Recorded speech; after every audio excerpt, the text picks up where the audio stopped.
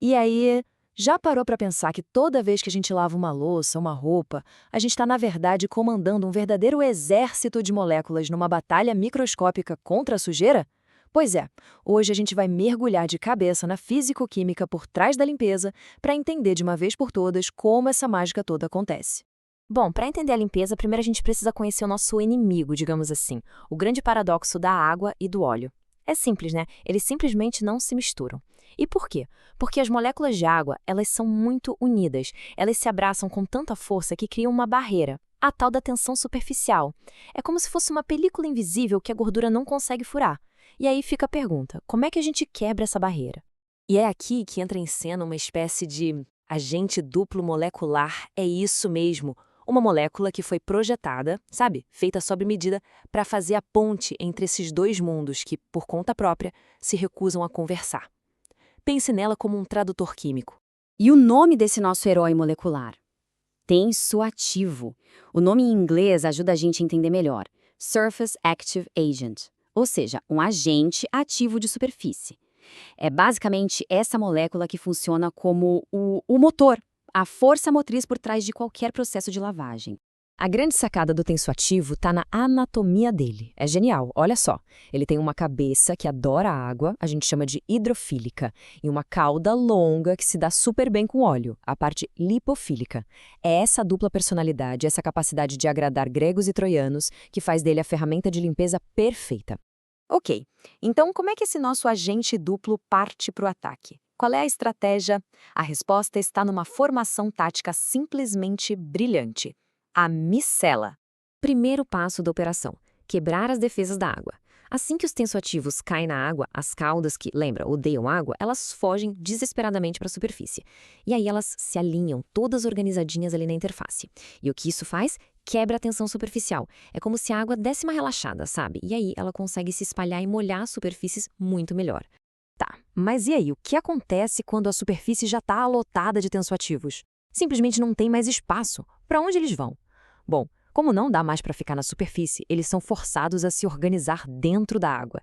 E é nesse exato momento que a próxima fase da estratégia começa a se desenhar. E olha que interessante, isso não acontece aos pouquinhos não.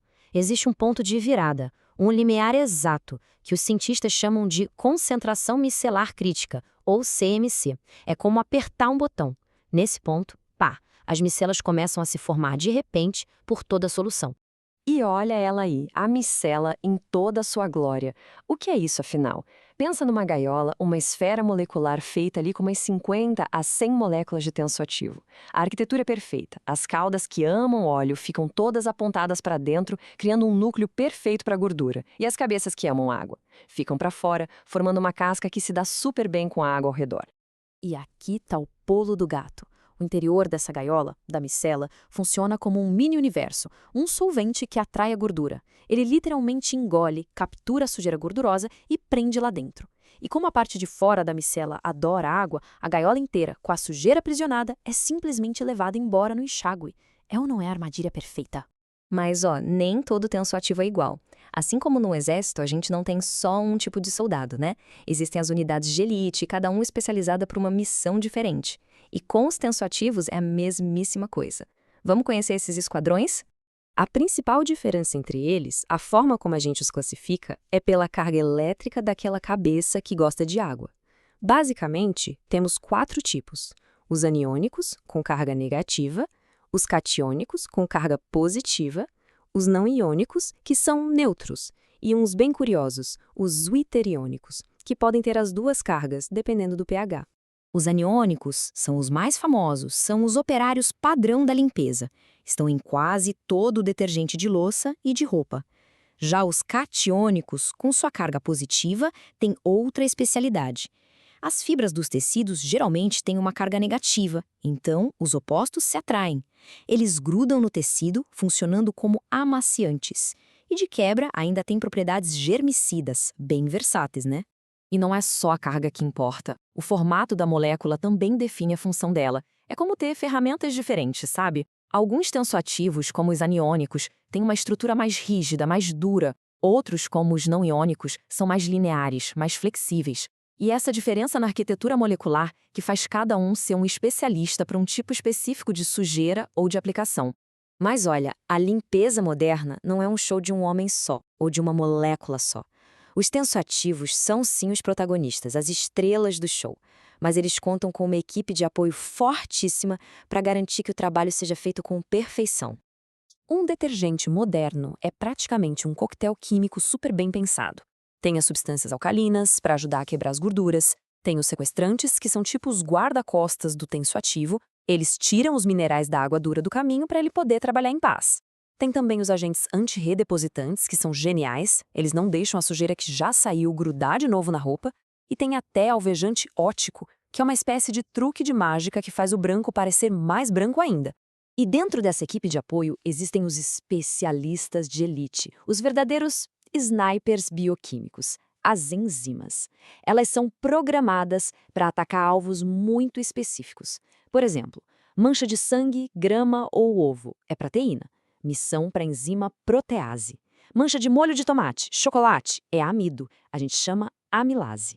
Sujeira de óleo, manteiga, cosméticos, gordura. Aí entra em cena a lipase. É a limpeza de altíssima precisão, no nível molecular. E claro, né, essa tecnologia toda não apareceu do nada. A gente está falando de uma história longa e fascinante. Começou lá com o sabão rústico dos fenícios, lá para 600 a.C., deu um salto gigantesco com a química no século XVIII, até chegar no primeiro detergente sintético lá na Alemanha em 1914. E a evolução continuou. A partir dos anos 60, a gente começou a se preocupar com outra coisa, o meio ambiente. E isso mudou o jogo de novo, forçando a ciência a buscar não só eficiência, mas também sustentabilidade. E olha que legal, não foram só os produtos que evoluíram. A nossa própria compreensão científica do processo mudou muito. No começo, os cientistas imaginavam a micela como uma bolinha perfeita, estática, toda organizada. Mas hoje, com modelos bem mais avançados, a gente sabe que o interior dela é, na verdade, um ambiente fluido, meio caótico. E entender essa dinâmica ajuda a gente a criar produtos ainda melhores. E tudo isso nos traz a grande questão do presente e do futuro, né? Com todo esse conhecimento, toda essa ciência molecular, desde a arquitetura de um tensoativo até o uso de enzimas super específicas, o desafio continua. Como a gente pode seguir inovando para criar o limpador perfeito? Um que seja, ao mesmo tempo, implacável com a sujeira e gentil com o nosso planeta. Fica aí a reflexão.